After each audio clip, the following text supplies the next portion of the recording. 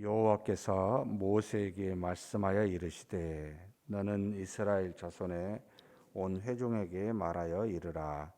너희는 거룩하라. 이는 나 여호와 너희 하나님이 거룩함이니라.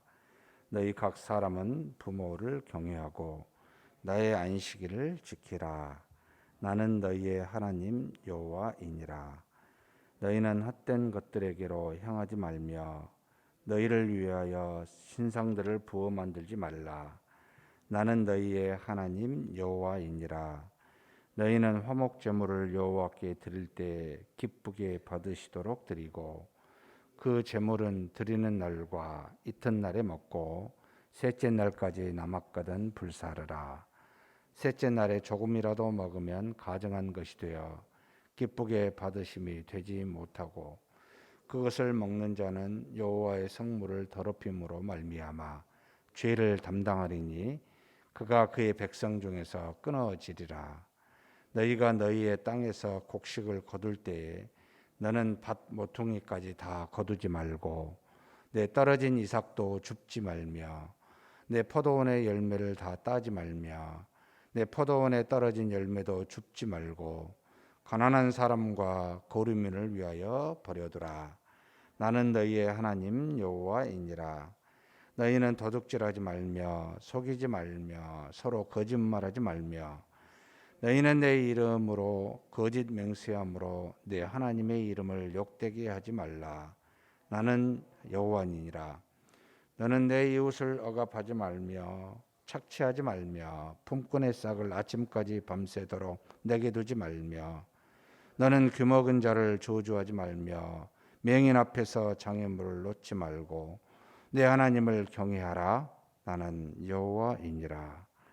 너희는 재판할 때에 불의를 행하지 말며 가난한 자의 편을 들지 말며 세력 있는 자라고 두둔하지 말고 공의로 사람을 재판을 지며 너는 내 백성 중에 돌아다니며 사람을 비방하지 말며 내 이웃의 피를 흘려 이익을 도모하지 말라. 나는 여호와이니라. 너는 내 형제를 마음으로 미워하지 말며 내 이웃을 반드시 견책하라. 그러면 내가 그에 대하여 죄를 담당하지 아니하리라. 원수를 갚지 말며 동포를 원망하지 말며 내 이웃을 사랑하기를 내 자신같이 사랑하라. 나는 여호와이니라. 너희는 내 규례를 지킬지어다. 내 가축을 다른 종류와 교미시키지 말며 내 앞에 두 종자를 섞어 뿌리지 말며 두 재료로 적조한 옷을 입지 말지며 만일 어떤 사람이 다른 사람과 정혼한 여종 곧 아직 성량되거나 해방되지 못한 여인과 동침하여 설정하면 그것은 책망을 받을 일이니라. 그러나 그들은 죽임을 당하지 아니하리니 그 여인이 해방되지 못하였기 때문이니라. 그 남자는 그 석권 제물 곧 석권제 순양을 회막문 앞 여호와께로 끌고 올 것이요 제사장은 그가 범한 죄를 위하여 그 석권제의 순양으로 여호와 앞에 속죄할 것이요 그리하면 그가 범한 죄를 사함 받으리라. 너희가 그 땅에 들어가 각종 과목을 심거든 그 열매는 아직 할례 받지 못한 것으로 여기되 그 3년 동안 너희는 그것을 할례 받지 못한 것으로 여겨 먹지 말 것이요 넷째 해에는 그 모든 것이 과실이 거룩하니 여호와께 드려 찬송할 것이며 다섯째 해에는 그 열매를 먹을지니 그리하면 너희에게 그 소산이 풍성하리라. 나는 너희의 하나님 여호와이니라. 너희는 무엇이든지 피채 먹지 말며 점을 치지 말며 술법을 행하지 말며 머리카락을 둥글게 깎지 말며 수염 끝을 손상하지 말며 죽은 자 때문에 너희의 살에 문신하지 말며 문의를 놓지 말라. 나는 여호와이니라. 아멘. 여기까지만 보겠습니다.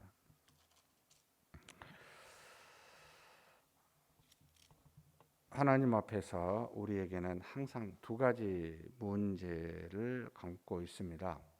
하나는 죄의 문제입니다.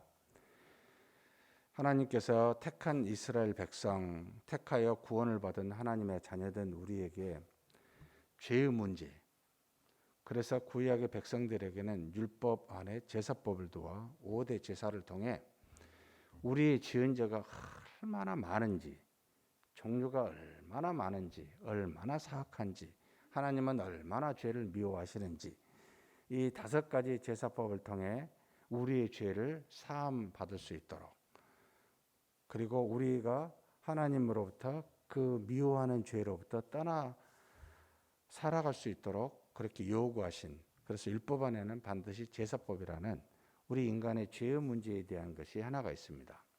두 번째, 우리에게 있어서는 하나님은 처음에 우리를 만드셨을 때 하나님의 형상대로 만드셨기 때문에 그냥 우리 육신의 소견에 좋은 대로 사는 것이 아니라 하나님의 형상이라고 하는 하나님이 주신 영을 따라 하나님과 교통하여 연합하여 하나가 되는 이 거룩의 문제가 있습니다.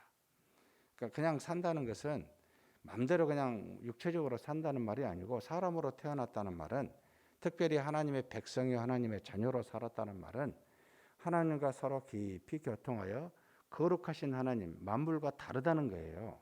피조물과는, 세상과는 다른 그 거룩한 하나님과 더불어 너희들도 구별되게 다르게 살아라. 그 다르게 사는 것은 그냥 혼자 되는 게 아니고, 육체로 되는 게 아니고 거룩한 하나님과 연합해서만 가능합니다. 그래서 이 거룩의 문제를 우리에게 두 번째 주신 겁니다. 그래서 율법 안에는 제사뿐만 있는 것이 아니라 이 거룩을 위해서 십계명이라는 게 있습니다.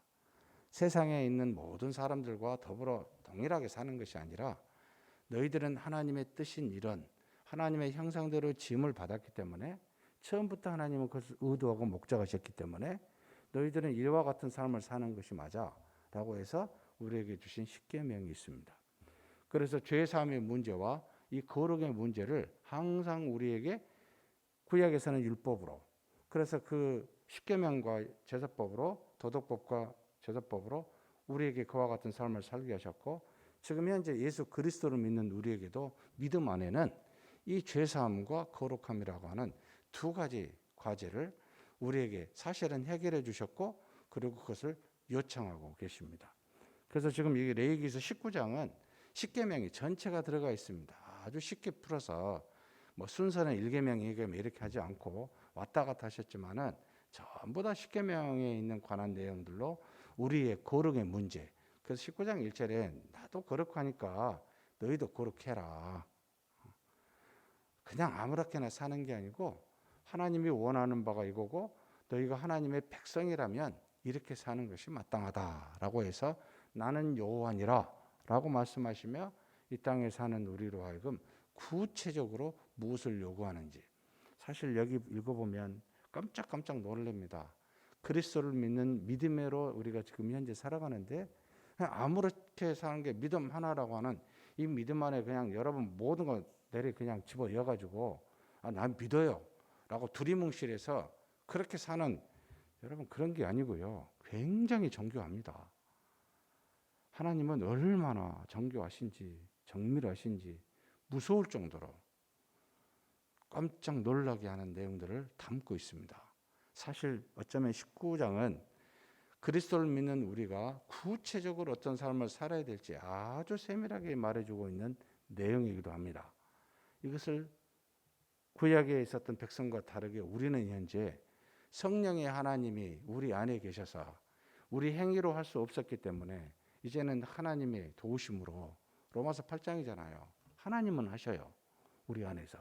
그래서 19장에 있는 모든 내용을 지킬 수 있는 우리의 거룩한 삶을 사는 구체적인 모습으로 이제는 능력을 주셨습니다.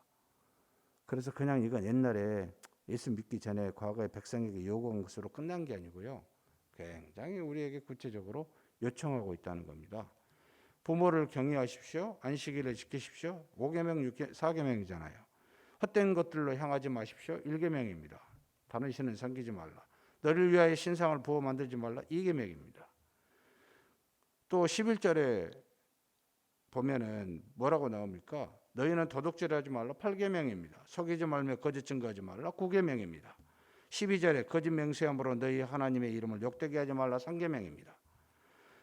또 12절 뒤에 보면 내 이웃을 억압하지 말며 착취하지 말며 품꾼의 싹을 아침까지 밤새도록 내게 두지 말라. 6계명입니다. 살인하지 말라.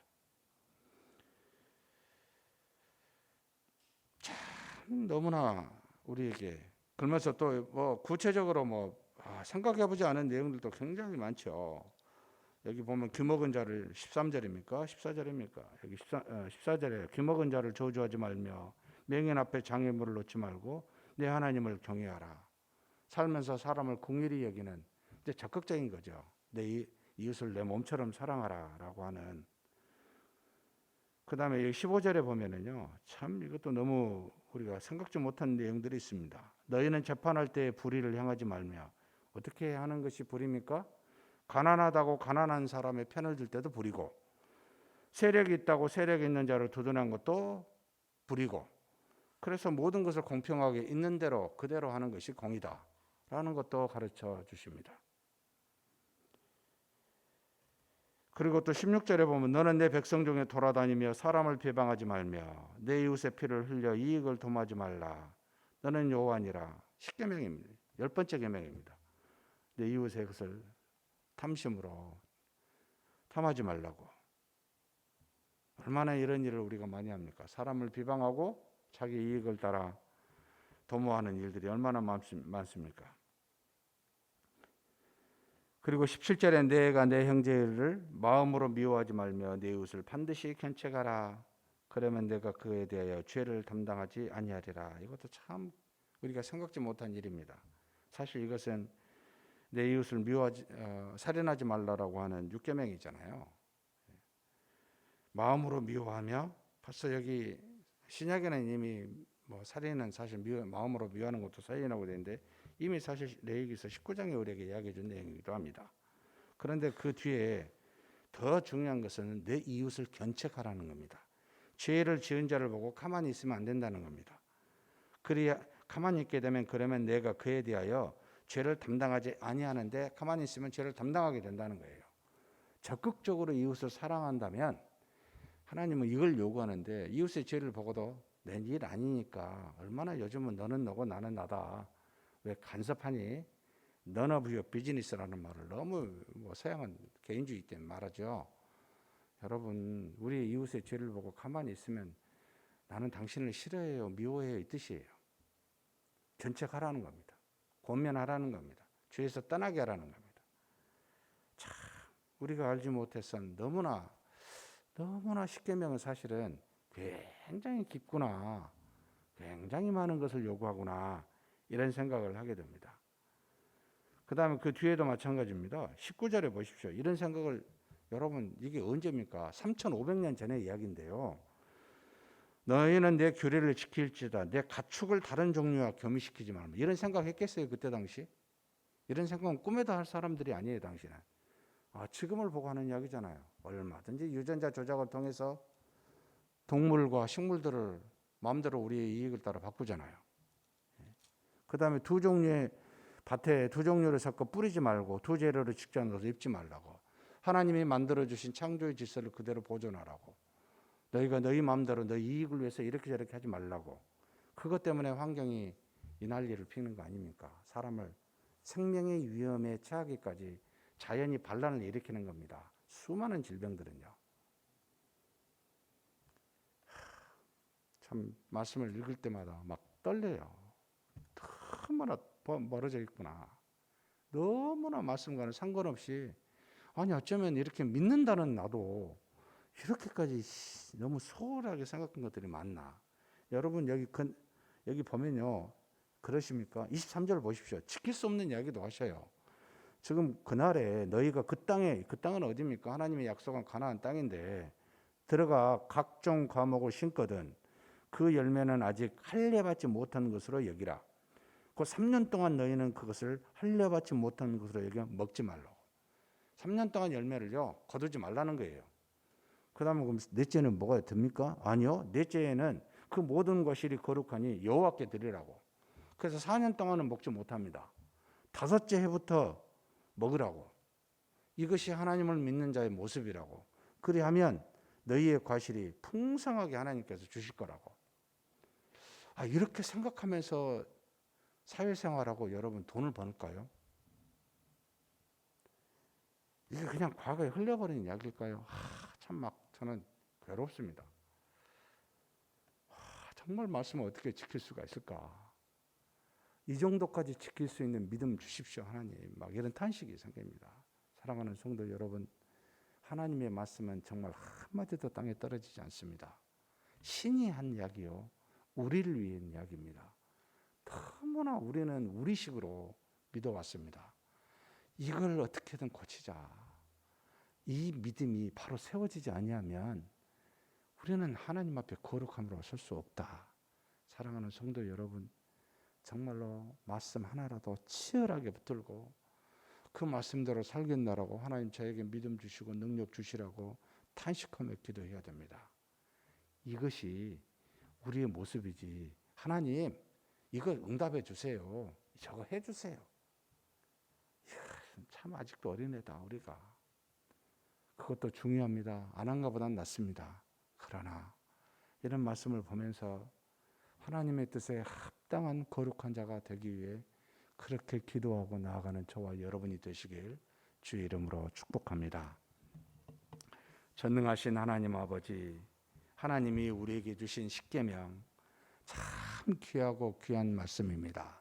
하나님을 사랑하고 이웃을 사랑하라고 주신 말씀입니다. 우리가 그리스도처럼 하나님과 연합하여 거룩하게 될 수 있는 유일한 길이요 모습입니다.